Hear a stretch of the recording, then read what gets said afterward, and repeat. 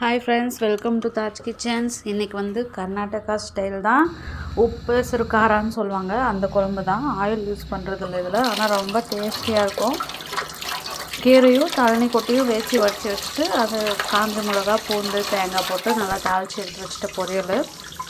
அதுக்கப்புறம் வந்து ஒரு மிக்ஸி ஜாரில் காஞ்ச மிளகா பூண்டு மிளகு சீரகம் உப்பு புளி இதெல்லாம் போட்டு நல்லா ஒரு பேஸ்ட் பண்ணி வச்சுக்கணும் சட்னி. அந்த சட்னி வந்து நம்ம இந்த கீரை வடித்து தண்ணியில் ஊற்றிட்டு ஒரு ஸ்பூன் அந்த சட்னி போட்டுன்னு பொரியல் வச்சுட்டு சாப்பிட்டா ரொம்ப டேஸ்டியாக இருக்கும்.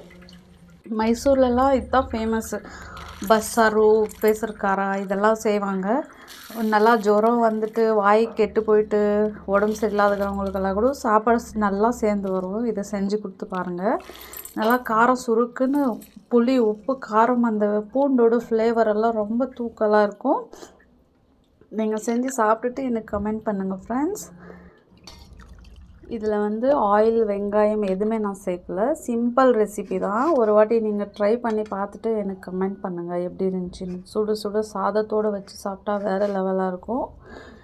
உங்கள் வீட்டில் பெரியவங்கள்லேருந்து சின்னவங்க வரைக்கும் எல்லாருக்குமே பிடிக்கும். ட்ரை பண்ணுங்கள். பாய்.